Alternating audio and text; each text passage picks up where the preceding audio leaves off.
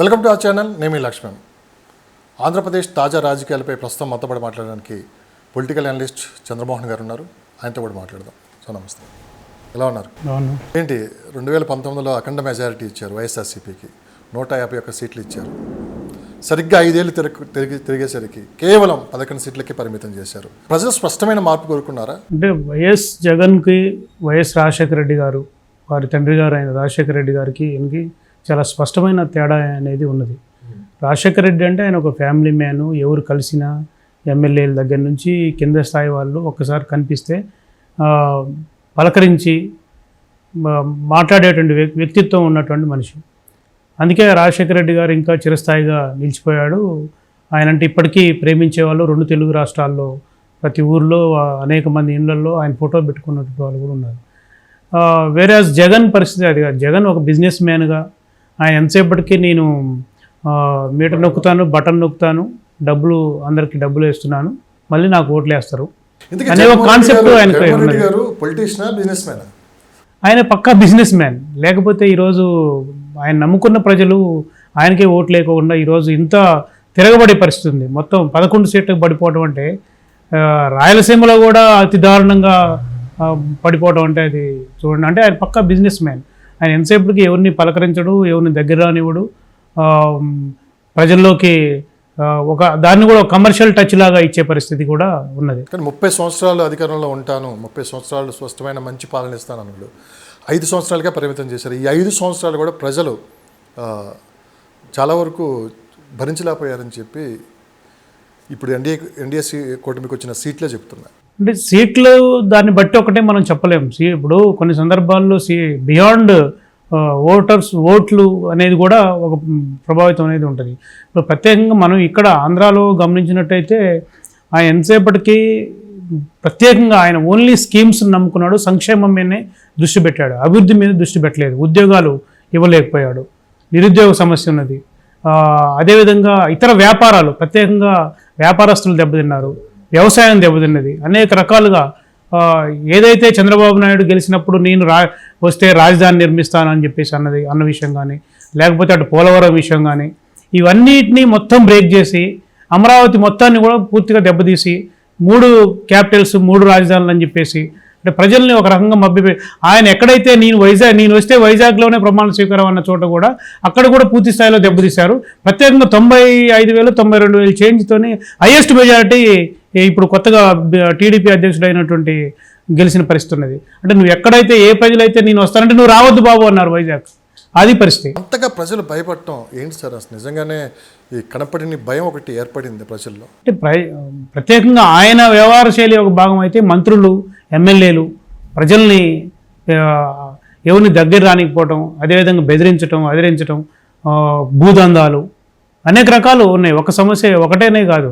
అంటే కర్ణుడికి సావికి 1,00,000 కారణాలు అన్నట్టు అనేక కారణాలు ఉన్నాయి. కానీ ప్రధానంగా జగన్ ఒక బిజినెస్ మ్యాన్గా మాత్రమే అంటే ఆయన ఎంతసేపటికి నేను 30 ఏళ్ళు ఉండాలి అన్నప్పుడు సంక్షేమం ఒకటే కాదు కదా. దాని సంక్షేమంతో పాటు ప్రజలు అభివృద్ధిని కోరుకున్నారు, కానీ అభివృద్ధి లేదు, ఉద్యోగాలు లేవు, ఇతర రాష్ట్రాలకు వెళ్ళిపోవాల్సిన పరిస్థితి వచ్చింది. నిరుద్యోగులు చదువుకున్నటువంటి వాళ్ళందరూ కూడా ఇతర రాష్ట్రాలకు వెళ్ళాల్సిన పరిస్థితి వచ్చింది. ఇవన్నీ సమస్యలు ఉన్నాయి. సార్ ఎవరు ఫాలో అవుతున్నారు? కేసీఆర్ జగన్ ఫాలో అయ్యారా? జగన్మోహన్ రెడ్డి కేసీఆర్ ఫాలో అయ్యారా? ప్యాలెస్లు చూస్తే 2 ఒక రకంగానే ఉన్నాయి. ఆ గేట్లు చూసామంటే సేమ్, ఇప్పుడు మన ప్రగతి భవన్లో చూసామంటే సేమ్ అదే చుట్టూ ప్రగతి భవన్ చుట్టూ ఐరన్ ఫెన్సింగ్లు ఉంటాయి. ఇక్కడ తాడేపల్లి కూడా సేమ్ అలా ఉంటుంది.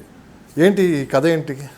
అంటే ఇది ఒక రాజ దర్పానికి, ఒక అహంభావానికి చిహ్నం. అదంతా కూడా ప్రగతి భవన్ రేవంత్ రెడ్డి ముఖ్యమంత్రి కాగానే వెంటనే ప్రగతి భవన్ నేను పడగొట్టలేదు. కేవలం బయట ఉన్నటువంటి ఫెన్సింగ్ ని అదొక చిహ్నాన్ని, ఇది ప్రజల్ని ఎవరిని దగ్గర రానికపోవడం. బయట ఉన్న గేట్లనే చూశారు. మెయిన్ ప్రజలకి అందుబాటు చుట్టూ మీకు ఎంత హైట్ లో ఉంటాయో తెలుసా గేట్లు? అది ప్రజల్ని దగ్గర రానికపోవటానికి చిహ్నం. అది ఒక అహంభావంతో వ్యవహరించారు కాబట్టి సేమ్ జగన్ కూడా అదే. అక్కడ తాడేపల్లి దాని చుట్టూ ఎవరిని దగ్గర రానిటువంటి పరిస్థితి ఉన్నది. ప్రజల్ని కలవలేని పరిస్థితి, ప్రజలు ఆయన్ని ఎప్పుడు కలవలేని పరిస్థితి. దానివల్ల అది ఒక చిహ్నమే. ఒక రకంగా ఫెన్సింగ్ ఏర్పాటు చేసి ఎవరిని దగ్గర రానికోకుండా అది ఒక అహంభావానికి కూడా చిహ్నం. అది అంటే ఆ రోడ్లో చాలామంది పేదవాళ్ళు ఉండేవాళ్ళు, వాళ్ళని కూడా బయటికి పంపించేసి పెద్ద పెద్ద గేట్లు ఏర్పాటు చేశారు. ఆ రోడ్ మొత్తం కంప్లీట్గా బ్లాక్ చేశారు. తాడేపల్లి రోడ్ అంతా చాలామంది స్కూల్స్కి వెళ్ళేవాళ్ళు, కాలేజీలకు వెళ్ళేవాళ్ళు కూడా అదే రూట్లో వెళ్ళాల్సిన కూడా మొత్తం తిరిగి రావాల్సి వచ్చిన ఈ 5 సంవత్సరాలు చాలా ఇబ్బందులు పడ్డారని చెప్పి మనం విన్నాం. ఇది రీసెంట్గా ఈరోజు మొత్తం ఆ గేట్లు కూడా తొలగించారు, ప్రజలు స్వేచ్ఛగా ఆ రూట్లో తిరుగుతున్నారు. ఇంకొకటి పక్కనే ఉన్న నైబర్స్ ఉంటారు కదా చాలామంది, జగన్ గారి ఇంటి పక్కనే ఉండే నైబర్స్ కూడా ఈరోజు బయటకు వచ్చి ఎన్నోసార్లు మొరబెట్టుకున్నా కానీ మమ్మల్ని ఆలకించలేదు. మా ఇంటికి మేము వెళ్ళటానికి మా పర్మిషన్ తీసుకొని వెళ్ళాల్సి వచ్చిన పరిస్థితి 5 ఏళ్ళు అని చెప్పి అన్నారు. ఇది ఎంతవరకు కరెక్ట్ అని మీరు భావిస్తున్నారు? ఇది అంటే ఏదైతే జగన్ నేను పేదల పక్షపాతి, నేను పేదవాడు ఒకవైపున, పెత్తందారులు ఒకవైపున ఉన్నారు, నన్ను గెలిపించండి అని అన్నాడు. కానీ ఈరోజు పేదల గుడిసెలు, అక్కడ ఆ ప్రాంతంలో ఉన్నటువంటి పేదల గుడిసెలను తొలగించి ఆ ప్రాంతం అంతా కూడా ఆక్రమించి అటు ఆ రోడ్ను ఎవరిని పోనీకోకుండా, చివరికి మధ్యతరగతి వాళ్ళని ఎవరిని పోనీకోకుండా చేయడం వలన దాని ఫలితమే ఈరోజు మొత్తం గవర్నమెంట్, ఇప్పుడు టీడీపీ గవర్నమెంట్ రాగానే వాటన్నిటిని తొలగించేసి ఇప్పుడు అక్కడ ఉన్నటువంటి ఆ రోడ్లన్నీ కూడా క్లియర్ చేసిన పరిస్థితి ఉన్నది. మొత్తం ఆయన సొంత సెక్యూరిటీయే ఈరోజు ప్రభుత్వం నుంచి సెక్యూరిటీ నమ్మకం లేక సొంత సెక్యూరిటీని పెట్టుకుని తల్లి విగ్రహం కూడా అదే రోడ్లో ఉంటే ఆ విగ్రహాన్ని కూడా తొలగించారు అని చెప్పి మనకున్న సమాచారం. గతంలో అదే అంటే ఆయన నాకు అధికారం ఉంది కాబట్టి నన్ను ఎవరు ఆపడానికి లేదు.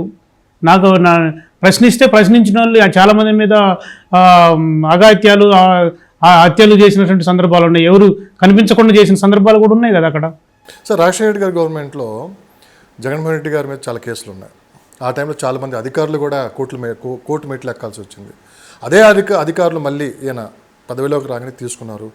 మళ్ళీ వీళ్ళందరి మీద చర్యలు తీసుకునే అవకాశం ఏమైనా ఉందంటారా? తెలుగుదేశం పార్టీ ఇప్పుడు రెడ్ బుక్ ఒకటి ఉన్నది మా దగ్గర, లోకేష్ బాబు గారు అంటున్నారు ఖచ్చితంగా తప్పు చేసిన వాళ్ళని చట్ట ప్రకారంగా మేము చర్యలు తీసుకుంటామని చెప్పి ఆయన అనడం కూడా జరిగింది. ఎవరెవరి మీద ఎఫెక్ట్ పడే అవకాశం ఉంది? అంటే ఇప్పుడు అధికారంలోకి వచ్చేటప్పుడు ఎలక్షన్ క్యాంపెయిన్లో ప్రజల్ని రౌజ్ చేయటం కోసం రెడ్ బుక్ ఉంది, మా కార్యకర్తలను మీరు ఇబ్బంది చేసినటువంటి వాళ్ళని, మా నాయకుల్ని ఇబ్బంది పెట్టిన వాళ్ళని మీ సంగతి చూస్తాం అని ఒక ధైర్యం ఇవ్వడానికి అది రెడ్ బుక్ అనేటువంటిది వాడినటువంటిది ఉన్నది.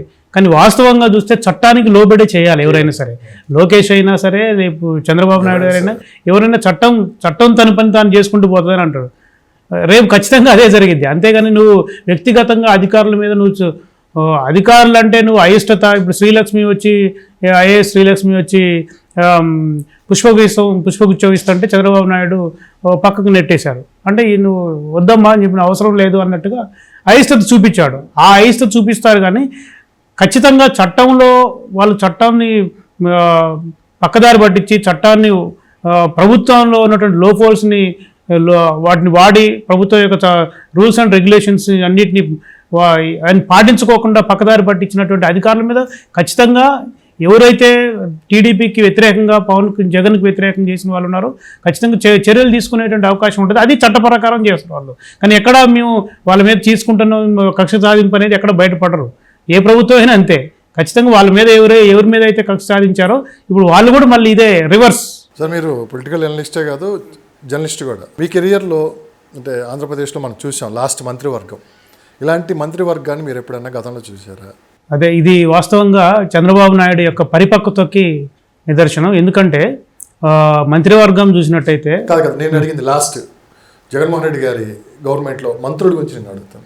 మంత్రులు వైఎస్ జగన్ ప్రభుత్వంలో ఉండే మంత్రులు అందరూ కూడా అసలు ఆంధ్ర ప్రజలు ఈసడించుకున్నారండి. వీళ్ళ మాటలు, ఇప్పుడు కొడాలి నాని కానీ లేకపోతే అనిల్ యాదవ్ కానీ వీళ్ళ మాటలు, వీళ్ళు ఏంటి అంటే మొత్తం వాళ్ళ భాషలో ఉన్నటువంటి వల్గారిటీ అంతా గత 5 ఏళ్లలో చూశారు ఆంధ్ర వాళ్ళు. అంటే వాళ్ళ వాడే భాష దగ్గర నుంచి ఎవరైనా అడ్డొస్తే వాళ్ళ మీద దాడులు చేయటం, దాని ఫలితం ఈ రిజల్ట్.